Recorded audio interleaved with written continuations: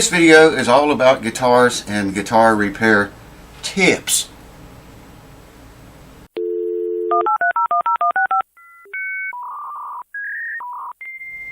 Alright folks, welcome back. My name's Randy. In case you're new here and you don't know who I am, I'm Randy. Like I say, this video is going to be about just general tips for guitar players and for guitars and for guitar repairs. And just a whole bunch of stuff I've been thinking up for a long time. We've got a big list and both sides of it's full. And we're going to start with a tip on adjusting your truss rod. Always loosen that truss rod before you tighten it up.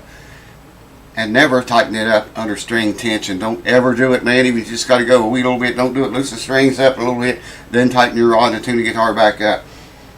I've had big channels here on YouTube to argue that with me. Oh, I'll go in just little increments, it won't hurt. Well, I've done it for years. And you got to realize how easy it is to put a wrench on there, and maybe it's seized for 30 years, it hadn't been moved, and you just crack it a tiny bit and bam, you twist the head right off of it. I've done it myself before, and I know other people, a lot of people it's happened to. So always loosen your truss rod before you, even if it needs tighten, loosen it first and then tighten it up to where you need it with the strings loose. You can loosen the truss rod under string tension, that's fine. Don't tighten it under string tension, that's not fine. Okay, intonation on guitars. If you're setting a guitar up for somebody, you got to know how that somebody plays the guitar. If they have a heavy touch or a light touch, if they squeeze the chords. I like for them to make me a video, and I like to watch them play, and then that way it gives me an idea of how to set their guitar up for them. Same way with the setup. The setup has got to be to the individual person. It plays one unique way. You wouldn't want to set a guitar up like this Les Paul is for somebody that's really heavy-handed, because it's going to buzz, man.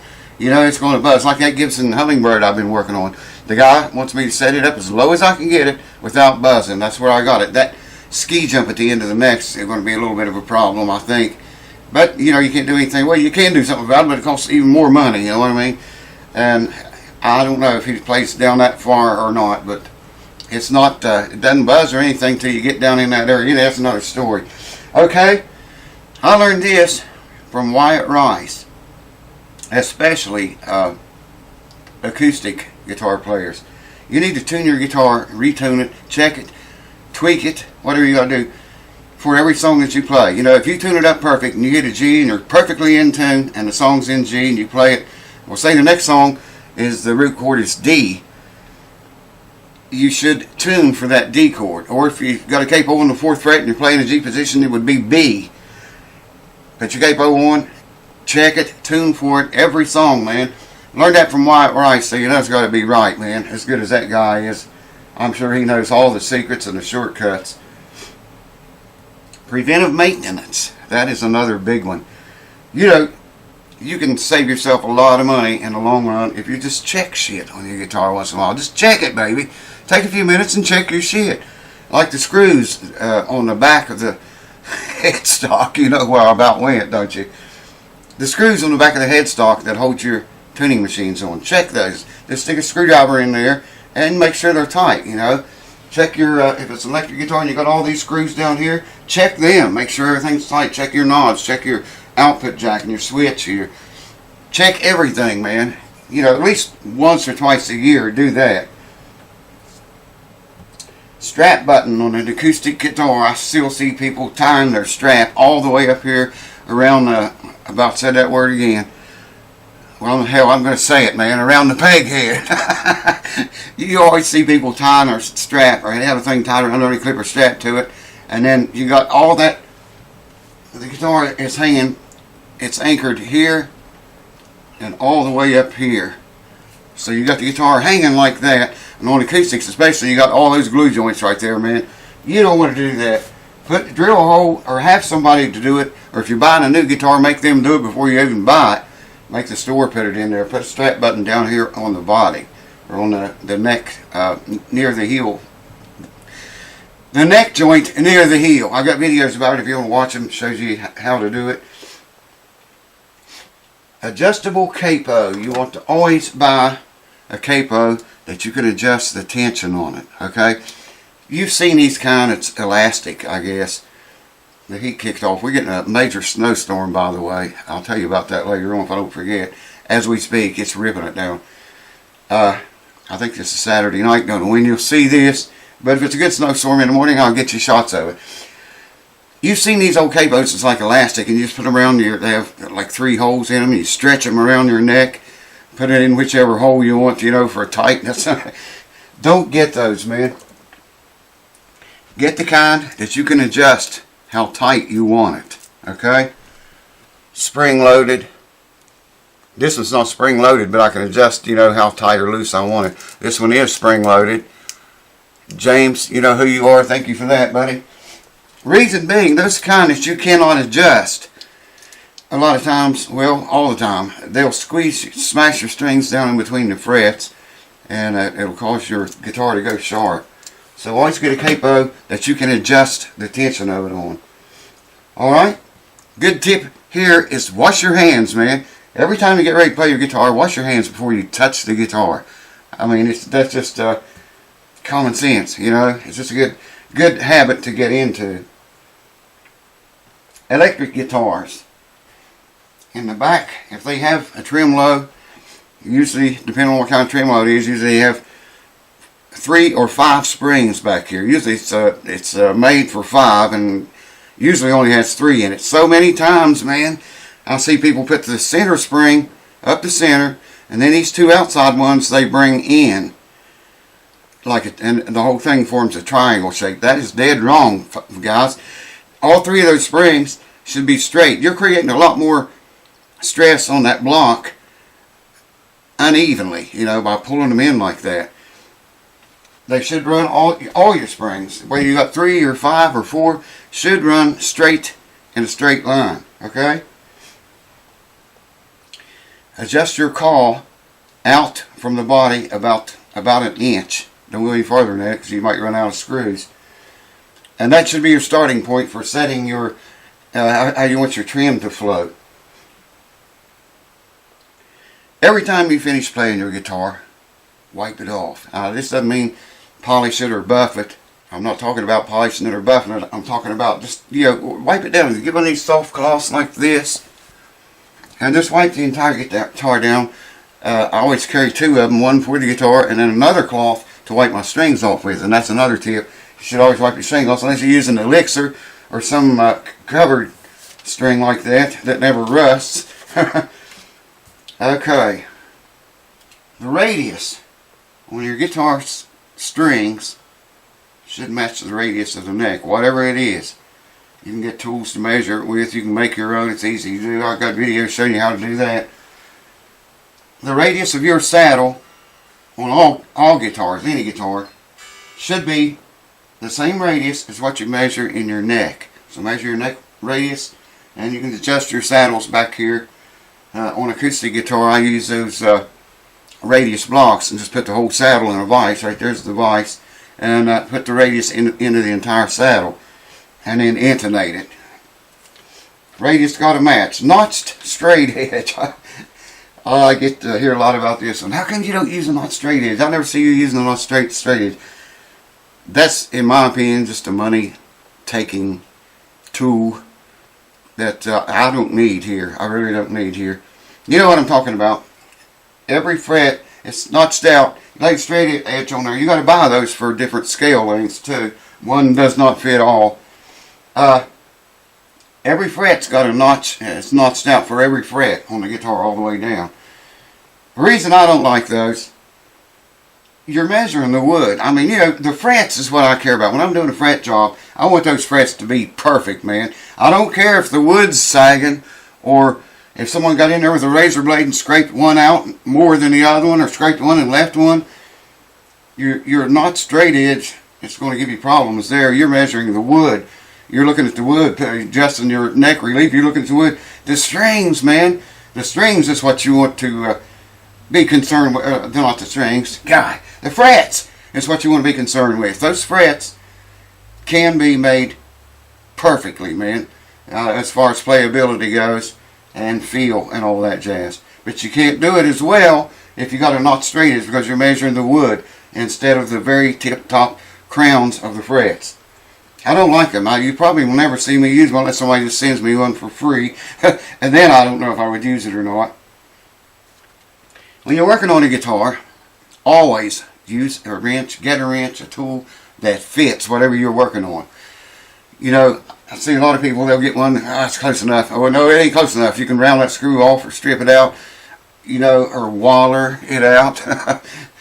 Get a wrench or a tool or a screwdriver, whatever you're doing, that fits what you're doing. Don't even attempt it. If you ain't got the wrench that fits it, leave it alone. Or wait till you get the wrench that fits it. I can't stress that enough because I get guitars in here and the screws are just ungodly stripped out, man, where somebody's used different wrong size tools on them. Alright, Les Paul saddles.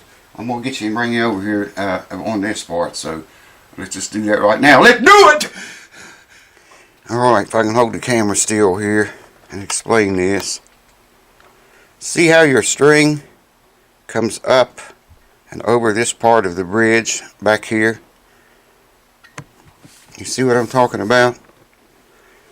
The string here comes up and it's not touching that part of the bridge. I can take a piece of paper, if I can show you, take a piece of paper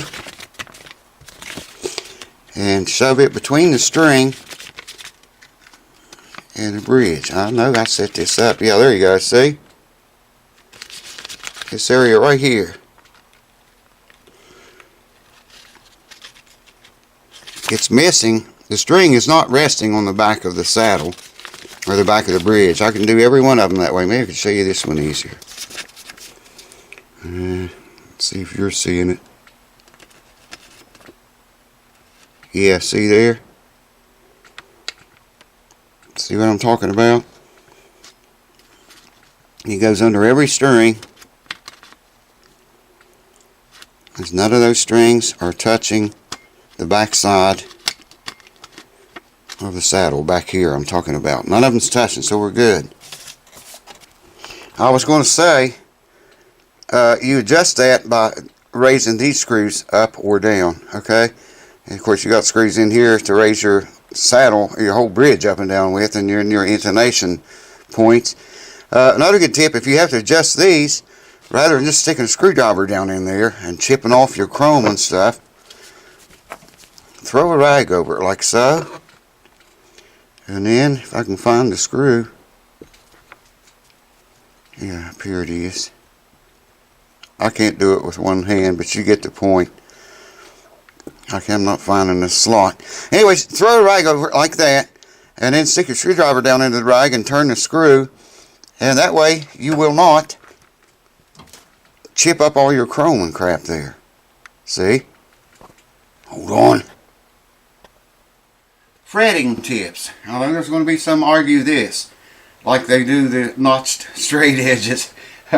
Fretting tips. I see so many on YouTube that use a soldering iron or lay an iron on heat. You know, I'm talking about a clothes iron, lay it on the frets and heat 3 or 4 of them at a time. And I've seen them drop water, you know, around the frets, hoping that water gets in there. Well, you know, the way I look at that, what does heat do when you put it against the metal? The metal gets bigger. It swells up. You know, heat makes the metal expand. And not only that, the water that you put on there, well, what's water do to wood when it gets in? It makes the wood swell up. You're actually, not in every case, but generally, in my mind, you're making that fret fit tighter. You're making the wood swell up by the water and the heat going around the fret, and you're increasing the size of the fret from the heat too, depending on what kind of nickel alloy or crap it's made out of, how much it'll expand. But any expansion at all you wouldn't want. So I don't even use heat or water most of the time, unless I think the frets are glued in, which they're not always. But if I think they are, then I might use heat, but I've never ever used water to pull frets out, and I never will. But you know, each to his own. That's just me telling you the way I do it. And I wouldn't recommend you use water either, because there's a good chance you swell the wood up and the tang is going to rip out, and you're going to have rip outs, tear outs in your fretboard. That's just my take on it. your mileage may vary. Okay, you should monitor the humidity levels of your guitar. Get one of these. I've got a couple of them I just keep in here all the time. Keep it in your case or keep it in the room where you have all your guitars. If you don't keep them in the case, just keep one of these in the room. Well, monitor the humidity in the room or in your case. Should maintain 45 to 55% humidity all of the time. Now there again, people say, oh, I got a guitar that's 50 years old, I never done anything, never humidified it. Well, that guitar more than likely has been within that range or very close to it most of its life. All of those 50 years or however old it is. He's very lucky that that happened that way, it worked that way. Because usually if you go below 40 or above 50, 55, things start to happen, and very ugly things can happen. You just search the channel here for guitars that I've done that's come in here and busted. Oh shit, man, dry it out, dry it completely, or over humidified. Get a few of those too. Now I'm mainly talking about acoustic guitars, but you should watch the humidity levels on your electric guitars too, especially the ones that got open grain fretboard. The ones that got finish on the fretboard, you know, we don't have to worry about as much. And speaking of fretboards, oil your fretboard. Big channels on here tell you, big channel on here tell you not to do it. You should once a year. I like to use linseed oil. There's all kind of products. There's a lot of snake oil out there, so be careful. But there is some good products out there that you can protect your fretboard with. I use linseed because it solidifies and protects, and about once a year is all you ever have to use any of it. So don't overdo that. You can do that overdo that very easily.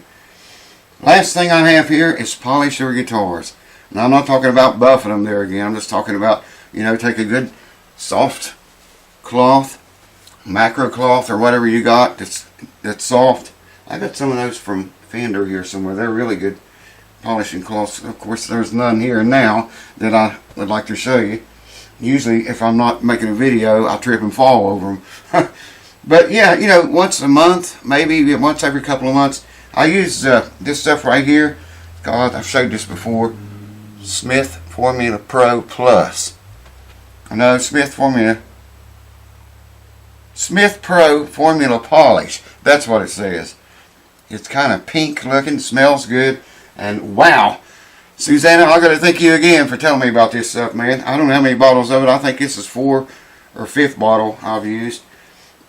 I don't know if I would use this on a satin finish or not, though, because it really makes a glossy finish slick and glossy. So that's all I got for you, folks. That's it. Just a whole bunch of guitar tips and related repair work tips that I've been thinking about and writing them down. And I figured when I filled up both sides of this, I'd make a video. And it's filled up both sides of it. Everything I just told you. I gotta say I'm sorry again. You all older subscribers probably know what for. Not being able to answer the emails and PMs. I get so many of them every day, man. You can barely read them all now. I used to read them all and reply to them all. And then it kind of got where I couldn't reply to all of them, but I could still read them all. And I still reply to, several every day, as many as I can. I can sit there like burn up 2 hours, man, and not even knock a dent in it. So forgive me if I've not answered your email or your PM on Facebook. But if you want your guitar fixed, like I always say, put guitar repair in the subject if it's an email. If it's on Facebook, put guitar repair in the body, the very first thing you say, and then tell me your problems after that. Because I kind of look for that as I'm looking through the mail. Man, I sat in there one day, just about a week ago, for 4 hours, man, just reading emails. I didn't even answer any that day. And didn't get them all read. Had like 1,000 and some in my Gmail box. Unread ones I'm talking about. Anyways, forgive me if you send me a message and I don't reply. And maybe I will reply. I do randomly. Or if I see guitar repair, I try to reply to those. I miss a lot of those. I know I do, man. So y'all tell me you send it and put guitar repair. Well, it's a nightmare to go through there and find it, but I do look for them. Alright, I hope these tips help you. Thank you for watching. I don't know what we're going to work on next. This guitar here has been giving me a fit, man. You all know about it. I set it up and played it a good long time, and the longer it went past that time, the worse it's getting. I know, everybody knows why it's doing that. Anyways, thanks for watching. Cheers to you. I hope that the tips help. And I'll see you very much soon. Woo! The boogity pop!